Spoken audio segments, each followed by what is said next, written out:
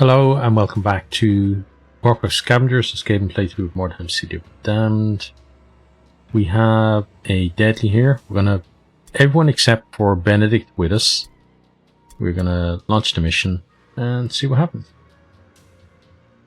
Your scouts reported a secret cache of equipment in the ruins, but recovering it has become no easy task.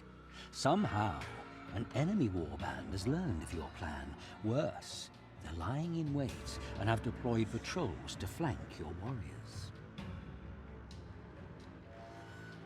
Oh no, they deployed the patrols. What will we ever do?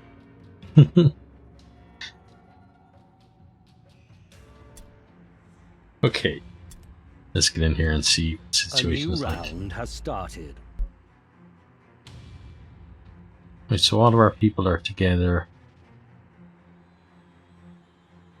We can't check the map, but I know this map a bit, so we're in this corner here. They could have guys down there at that building there. Possibly.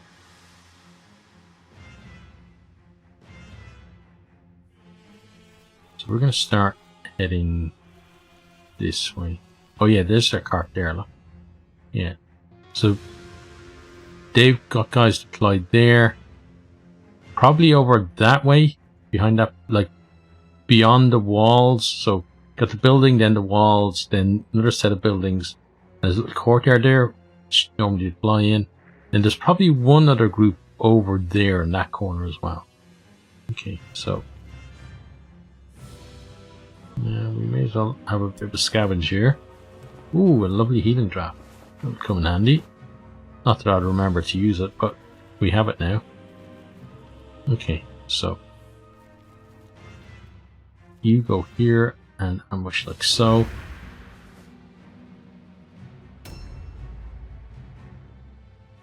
And so now let's get you side.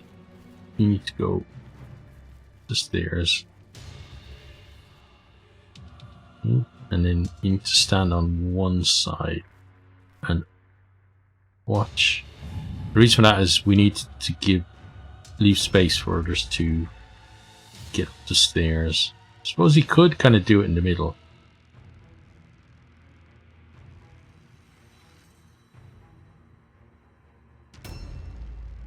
Okay, so Fernandez, you can just go straight in. You're going to go upstairs because generally there's a way in up here. Yeah, there. We got just a one way in so far, yeah. So you ambush there. Deep Throat, well done on the stupidity check. You come in, you're going to be part of the main force, so you come here and sidestep.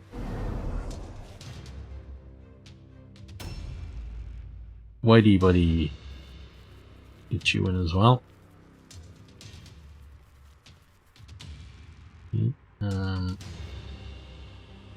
Guidance to Judas. There you go, buddy. Don't say we never do anything for you. Ambush there.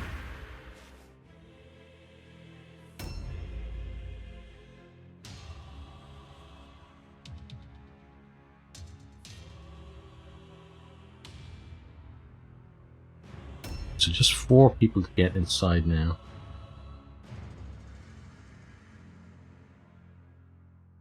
See, I'm kind of surprised we haven't seen any of them yet, but not will be very long before we do. Right, Bitcoon.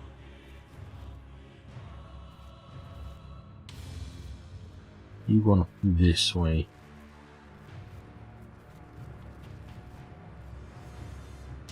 Okay, and then are you there?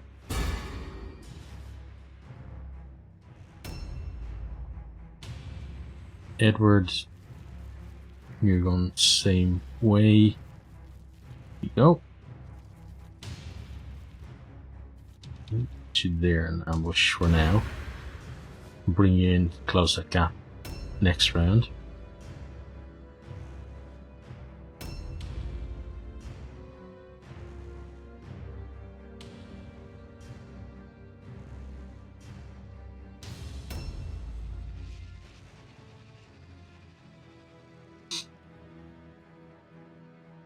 Okay, so we've seen someone. There's probably you to spot them as well.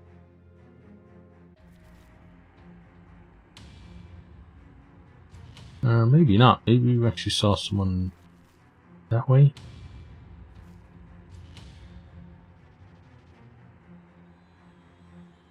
I'm not sure. Okay, no. Continue here.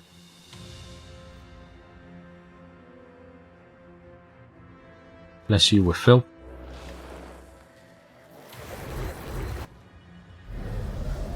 Oh, nice. First time we use it, and look what happens. Yeah, thanks for that. I wonder why we never use spellcasting, eh? So, when you hear and web steel. Right. So you just need to move both of those back a touch and make space there for one person that we can beat on. We might end up making space for two.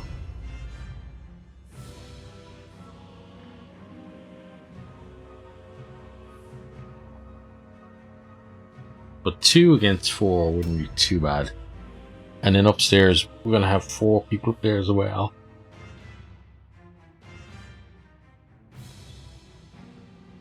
A new round has started. Okay, so if Yaltes, you should head on upstairs.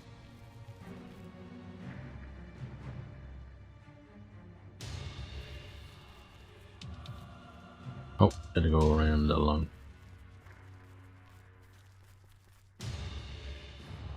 Well, luckily, or maybe luckily, yep. Oh, maybe not so luckily, because I'm not sure you can actually make that turn. Oh, no, okay. But still, not bad. Right. Let's then parry there. Yeah, we pull back a little bit from the side there. Antonor is going to head up because he can go and check out from here to see if he can see anyone. Yeah, look at that. Shoot you, or shoot at you. First you miss. Okay, so it's going to be 1 to reload the next one. We're going to be able to either aim the next one, or we can reload for the next round. I think we aim the next one. Perfect. Okay, and then end your turn. Okay. Move you back a little bit. Grab steel.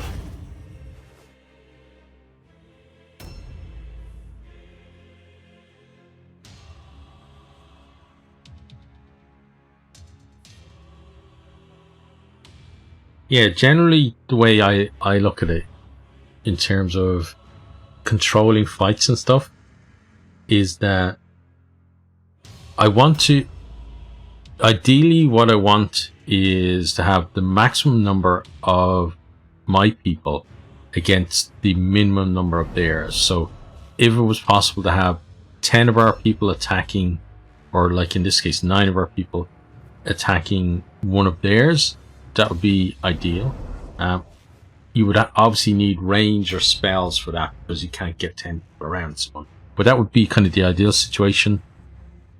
You're not gonna get that, so what you really need to do is to have as many of your people engaged in fights with as few of them as possible.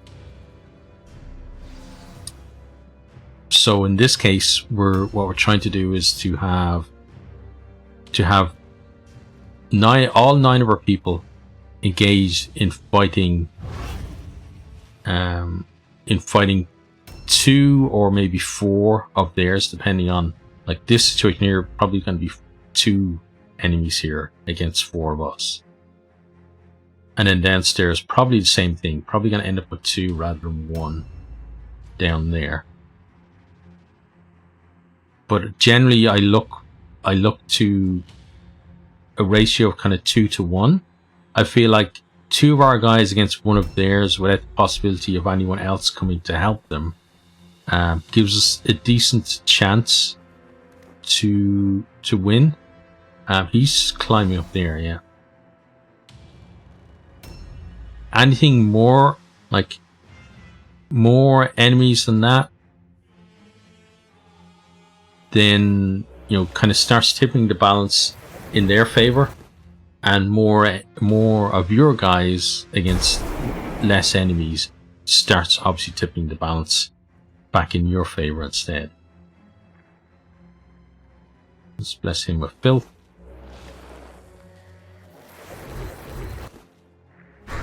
Oh, nice. Yeah. Okay, so guidance for Judas.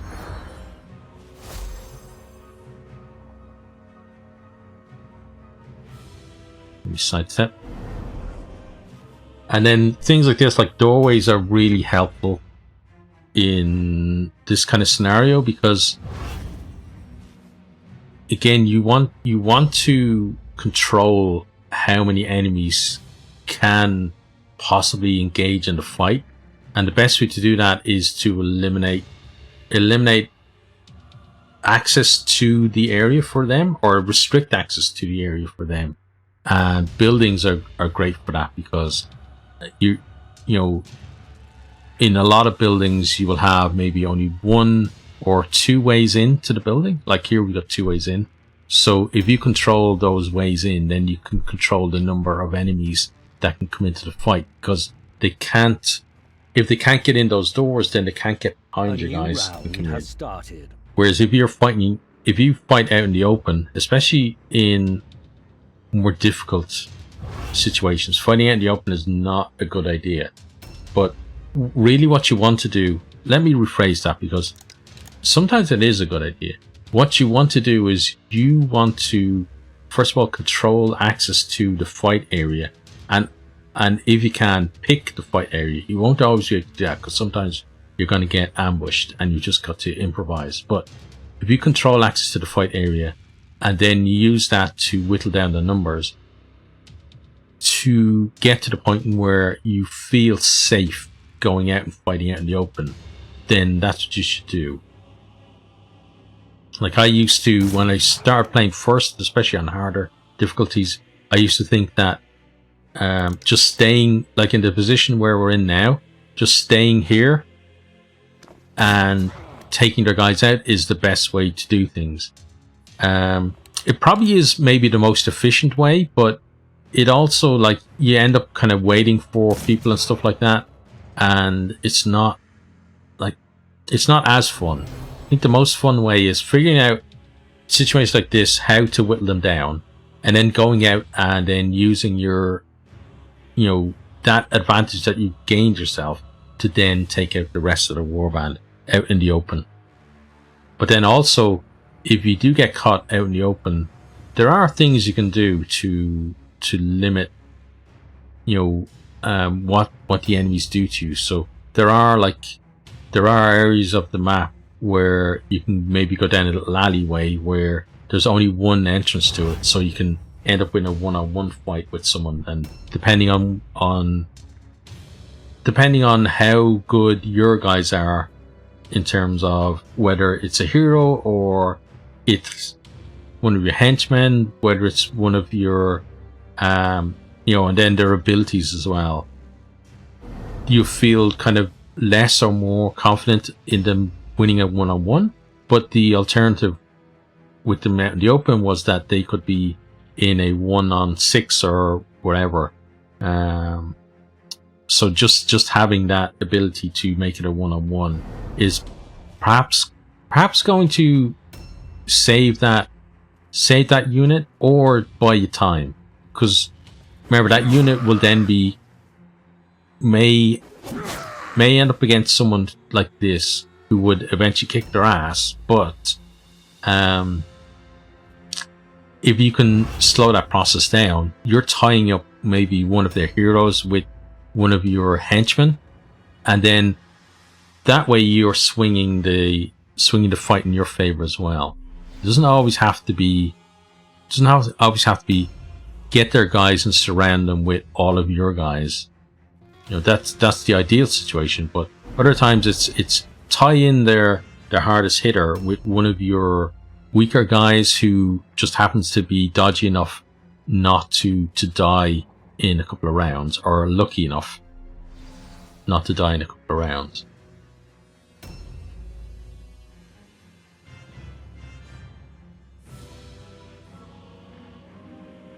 And then also, sometimes you get stuck out in the open and there's no ally available to you, and then you kind of have a choice at that stage.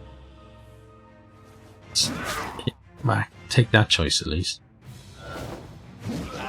But your choice is between either one, you could stand out in the open with no buildings or anything close to you. And you would do that if your unit is able to disengage once they're in a fight, and if it's possible that after they disengage that you're going to be able to get to some kind of safer spot.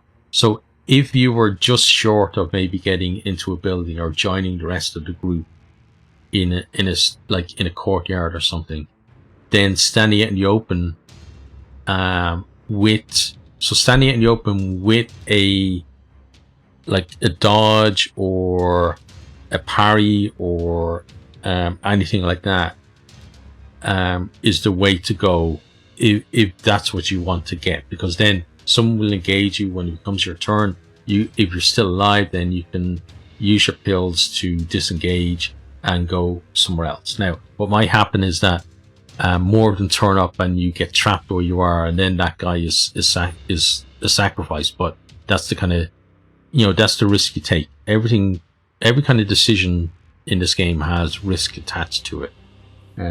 But let's attack this guy. Oh, nice. There's risk for him. Yeah, so you've got that as an option. If, on the other hand, you feel that the particular unit either can't disengage in any way,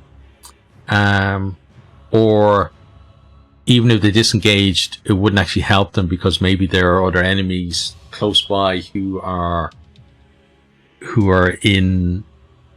taken like ambush stances or something like that. So there's no clear path to getting out of there. Then what you can do is go and stand in a corner where, if you're lucky, you're going to end up with maybe 2 of them against one of you, or 3, but certainly not 6. That could happen. So those are kind of options that you have. You've also obviously got ambush stance as well. Ambush stance really is for when maybe you're trying to control where they're going with your guy who's out in the open. So maybe you've got someone who is almost dead on your side of things. You've got another guy who is close by who can't come and join the rest of the guys, but can get close enough and can actually cover the approach to that weaker person. Then using your ambush can intercept an enemy who's going to go for them, and then save you from maybe route checking, or just get to the point where you can, you've saved the person that you can use strategically by maybe engaging, hitting once or twice and disengaging, but not risking that person really in a fight. Yeah, so kind of that's my philosophy on things anyway, about how I like to control things, where I feel like, I like to feel like I can have some control over when and where fights happen. And then once I get to the point where I don't feel that the enemies who are left on the map pose a significant, and significant is important, pose a significant threat to my guys, then I'll go out and start hunting them down. Because again, that's more fun. Like, just if we stay here forever, which we could do, we'll definitely get through them all and wipe them out, but it won't be as much fun.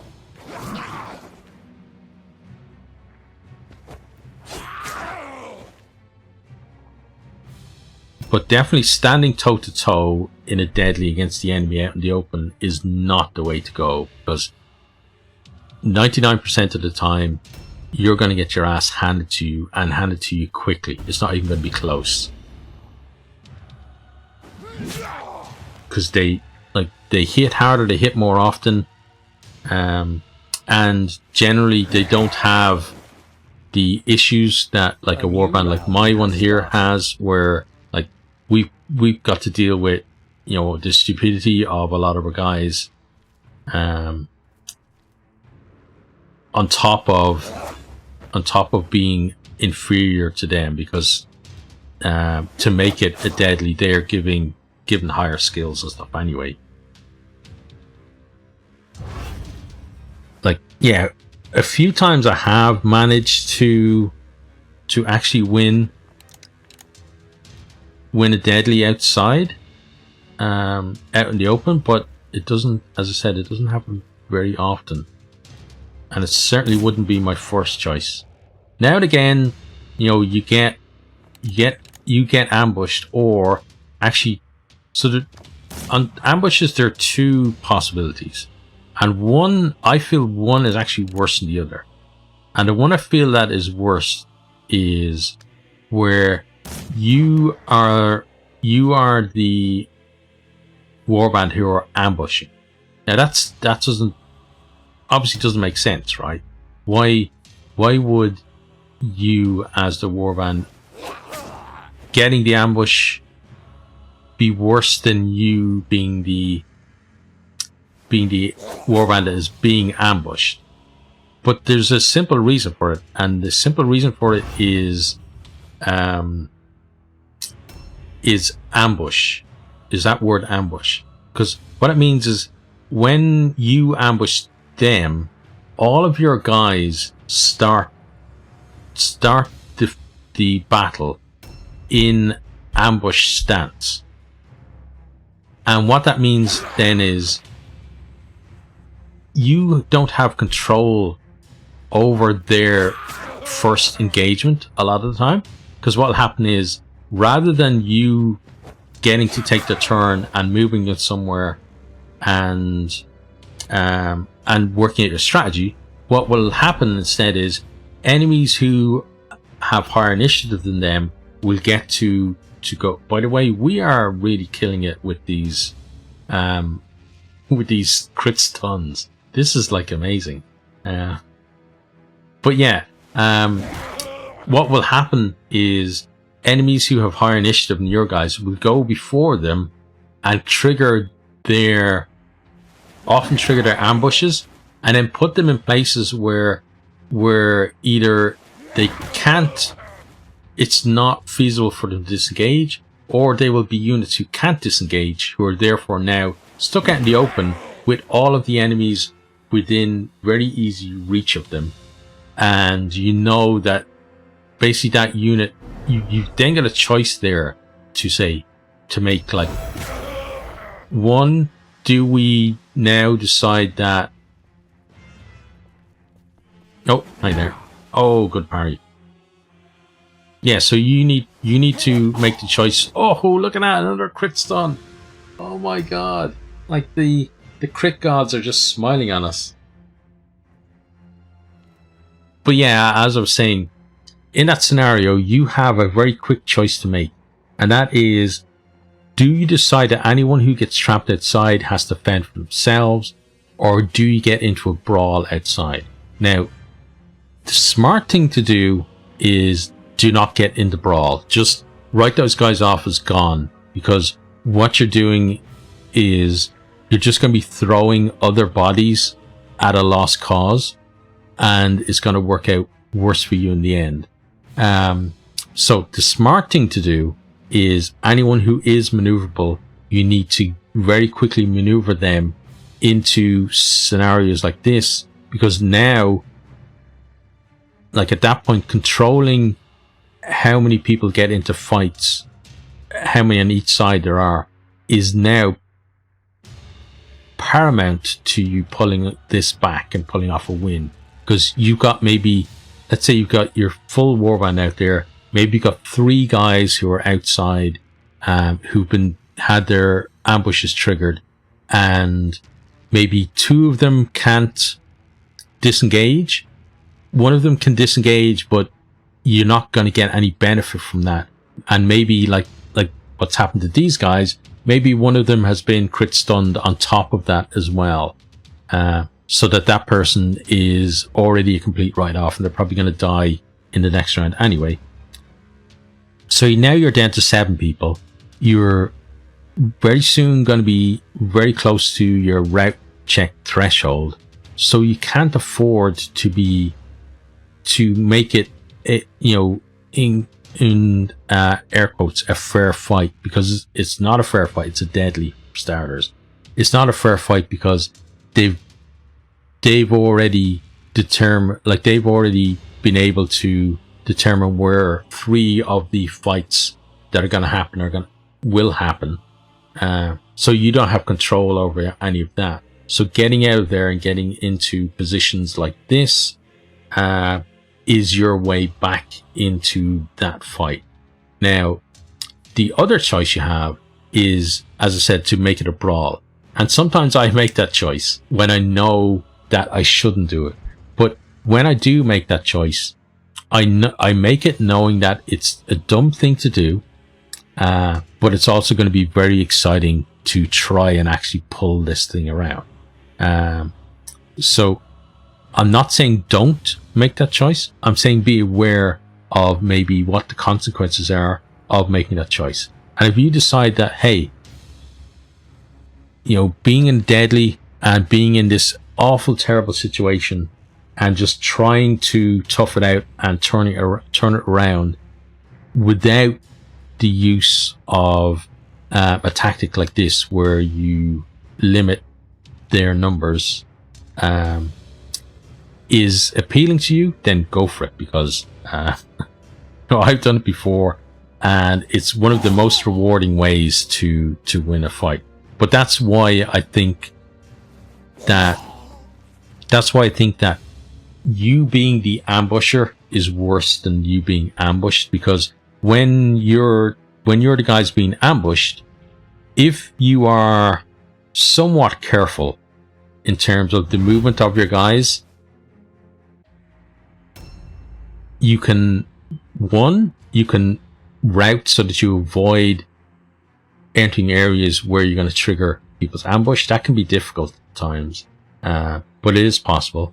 2, you can move knowing that where the point at which you trigger their ambush will actually bring them to, let's say, into a doorway and you're on the inside. And then that's fine, because you've then manipulated them and controlled the fight that way. Or 3, you trigger the ambush because maybe you don't have a route to move away and not trigger it. Well, you trigger it in such a way that you allow yourself the option to disengage. So you do that obviously with units who can disengage. But what I mean by that is, so you trigger it where you're stood out in the open, rather than maybe trying to sneak up beside a wall, because if you do that, then they'll trigger the ambush, they'll trap you between themselves and the wall, you won't have the option to disengage. But if you do it where you're out in the open, you trigger the ambush, they will get a hit on you. You then, this is very important then, you then have the rest of your turn, and as long as you haven't been like crit stun, you have the rest of your turn. You should have enough, depending on how far you moved, you should have enough pills to be able to disengage and then move to a better position. That better position may only be 1 pill away from where you are, but you have the option to go and do it. And then you obviously have the option to stay and fight as well. But that's why I feel like if you're going to be ambushed, you being ambushed is better because you actually have more options. But yeah, let's get on with what we're doing, because this is not an ambush scenario anyway. This is actually us completely destroying a deadly warband with just crits everywhere. It's crazy.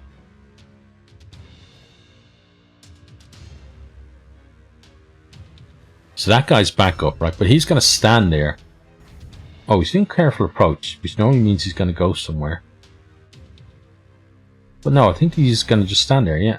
So he's waiting for someone to open a spot for him.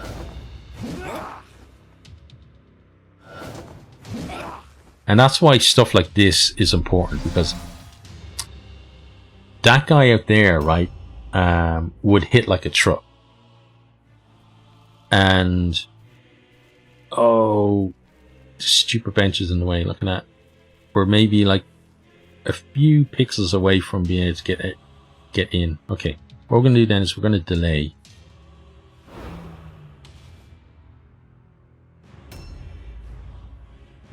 Yeah. Hopefully Judas moving will give us that extra. So we just need one little extra tiny bit to be able to attack the other guy. So we're hoping that moving him will give us that.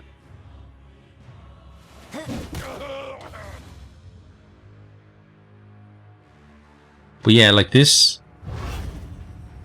particular fight here has gone so well for us. It's crazy. So he gets to recover, which is unfortunate because it means that we don't get to attack him when he was prone. So did we make enough room? Yes, we did. Okay. Yeah, I feel like one thing I could definitely improve on. Like, there's plenty that I could improve on. Oh, look at that. Under a stun. This is like, it's just stuntastic today. But another thing I feel that I could possibly improve on is my use of delay.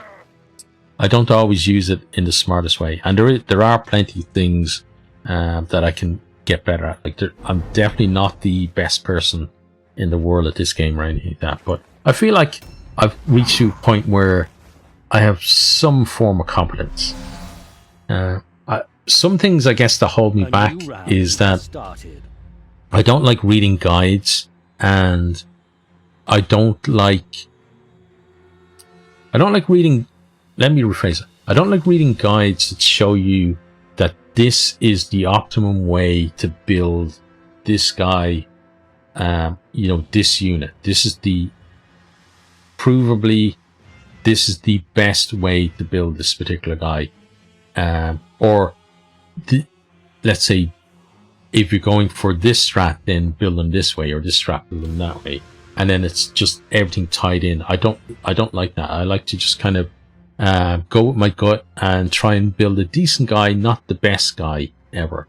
And then so that's one issue that I have. And that's my issue. Like, obviously I would be better if I did actually read those guides and build things that way. And then I don't mind someone suggesting to me, oh, maybe build them that way. Like, that's fine. I just wouldn't religiously go out of my way to find out what the best build for every unit is. So that's one thing, and I've been prattling away so much that I've kind of lost my train of thought on some of the things I wanted to talk about. Let's aim at him again. Okay, good, nice.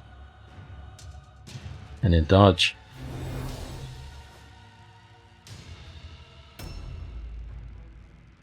But yeah, I don't play games to be the optimal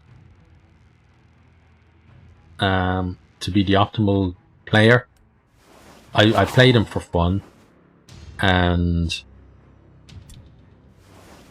I don't like I don't like the idea that there's a wrong way to play the game. Like, obviously, you can be dicking about stuff and purposely not doing certain things or whatever.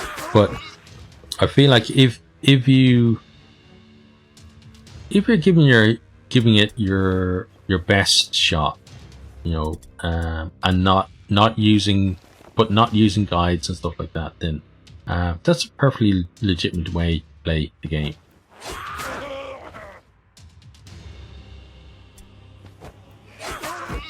Okay, so he's dead. I'll take that. Right, so we kind of got lucky on them as well. That a lot of them have just white stuff. Oh, hi there. Okay. So this is where we kind of transition now.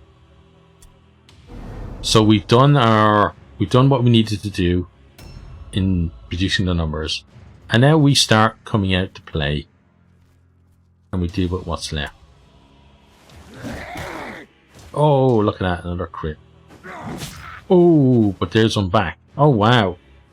And this is it. This is the risk that I was talking about, where go outside and suddenly, you know, one little thing like that, where he's been crit stunned, and if one of their heroes that's outside turns up, that hero will either kill him or put him very close to being dead. We're gonna move you over here and then parry. So you can imagine if it was at the start of the match and that happened to our leader. So they've succeeded their route test. This guy now is gonna go for was that Judas as well? No, Judas is oh, idiot, ran into trap. No, Judas is downstairs, right? And he ambushed there. Okay, so we can just shoot him again. Oh yeah, and here's the issue I was talking about. If they had one more person, he's gone, and maybe our leader dies.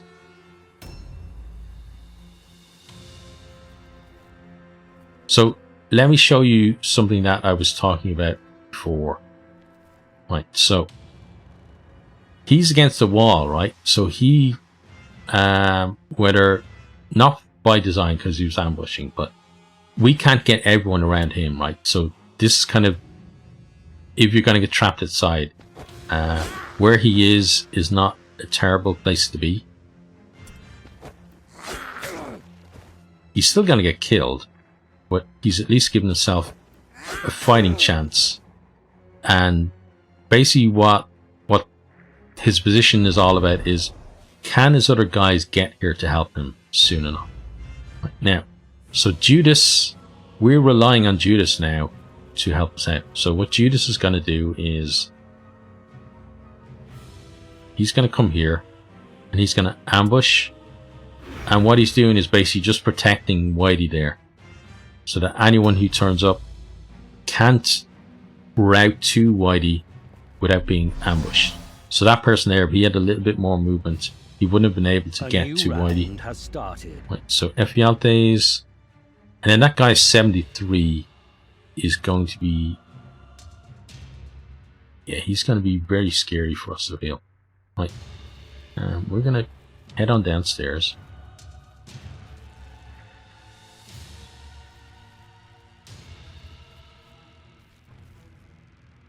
Now, yeah, we kind of got a choice here as well. I think we trigger you, but we can actually charge you. Right, so let's charge you instead.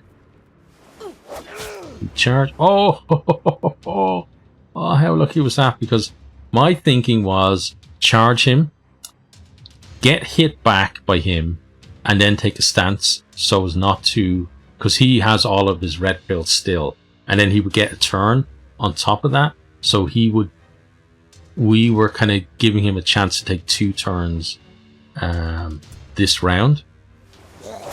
So I wouldn't have taken that second swing what I would have done is taken my parry stance first and kept those red pills to reply to him swinging at me.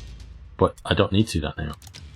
Now, so we're going to aim at you first.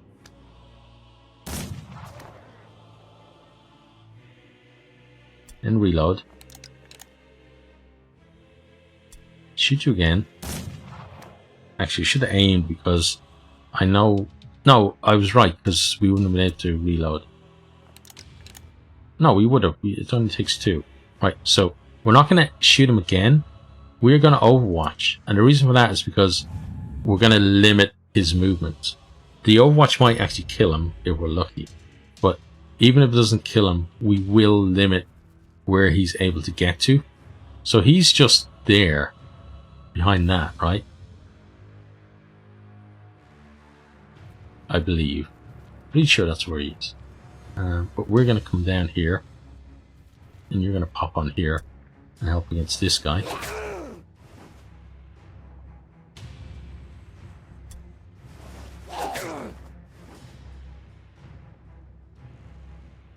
And parry. Right, so this big scary guy now is going to turn up.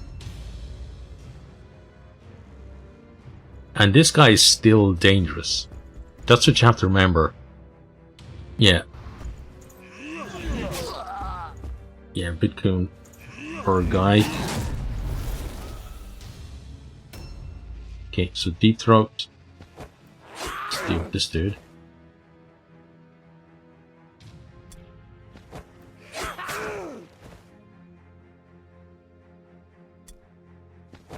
That's a miss. That's one thing I don't like about the game is once you play it a while, you can tell when you miss. Because you don't get like for whatever reason, the notifications for when you hit. So if you watch here, right, the notifications for when you hit and how much you hit for actually come before you see the animation.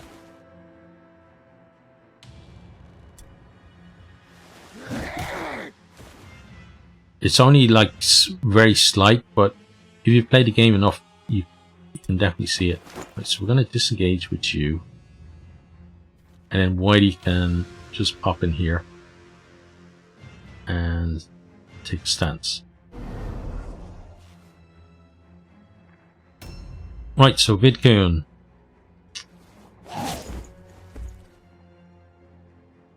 So this fight here would be an example of one of our guys not trying to win a fight, just trying to hold a very dangerous enemy. And luckily Edward Snowden here can actually come down and help as well.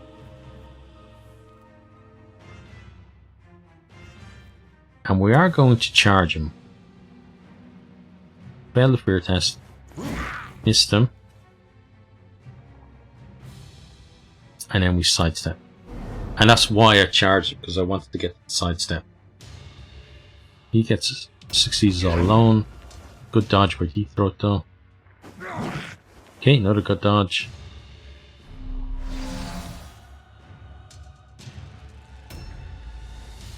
Okay, so he's careful approach. Okay, he actually went a bit too far for us to shoot him. Okay.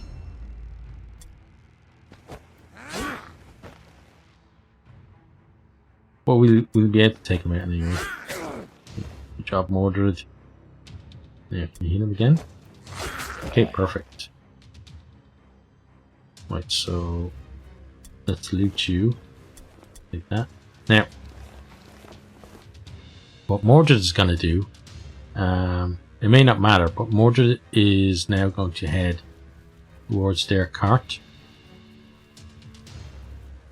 And we're just going to, it's not going to happen, but we're going to try to complete the optional objective. There's the failure anyway. Okay. Yeah, so that was fun.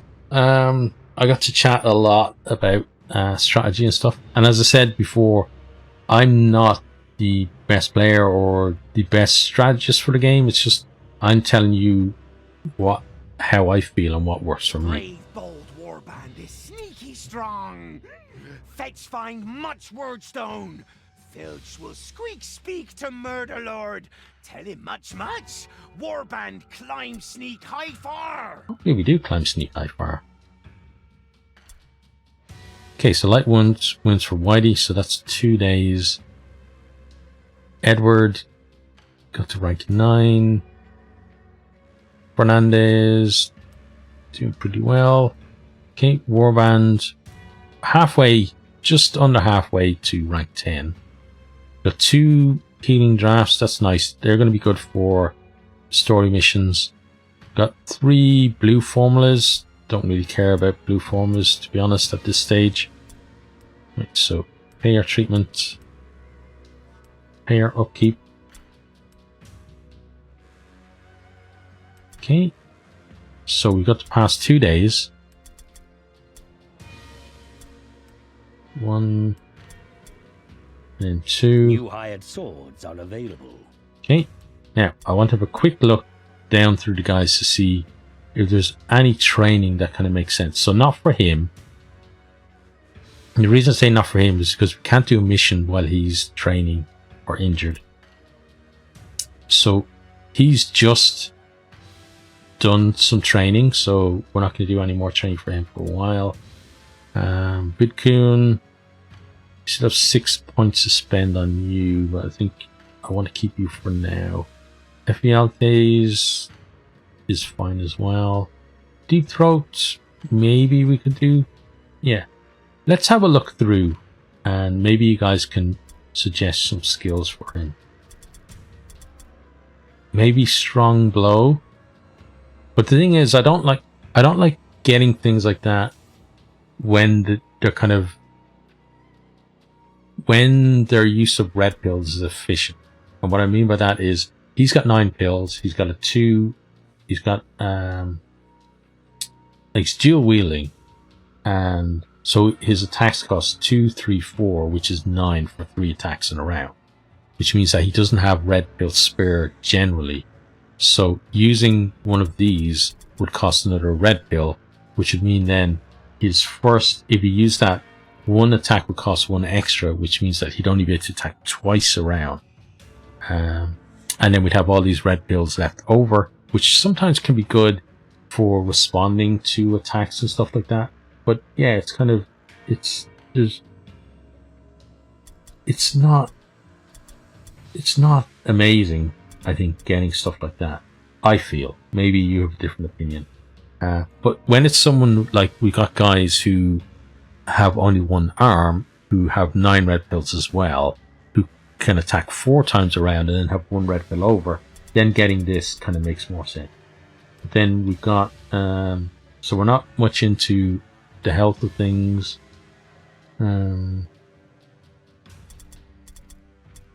Those really don't interest me. Taunt, maybe? I'm not sure. But yeah, you guys know enough about, those of you that comment at least, know enough about the game to know what kind of stuff we could get for him. And you've seen his stats here anyway. So let's move on and see who else we have. We've got Judas, who has plenty of stuff, so he doesn't need any more training for the moment. Mordred could maybe go for spells again. Maybe, yeah, let's up his blessed with filth for another level. Okay, Antenor. Is there anything that kind of makes sense?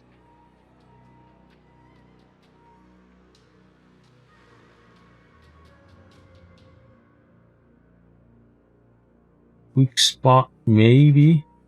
But I think for now, we're going to leave him. Edward, I would like to train you in something. Let's see what you got available. Art of Silent Death. Okay, so that's a no. That's a no. Quick Incision. Yeah, let's grab that. Right, so Edward then is training for a little while. Let's your alertness and accuracy. Okay. And worth back to, but there is someone else who needs points to be spent. Probably Edward, actually. Yeah, there we go. Okay, so let's spend... No, actually, let's go strength and accuracy. Okay, confirm that. Right, now let's find our next deadly. Oh, there we go. Nice. So we had a bit of a drought, but then we got 2 in a row, so that's pretty good. Right, well, that's the end of that one. Hope you've enjoyed. Hope you're keeping safe right there, and hope to see you next time. Goodbye. I hope you enjoyed this video. If you did, maybe consider hitting the subscribe button there on the right, or checking out some other videos here on the left, or perhaps you might even share with some friends.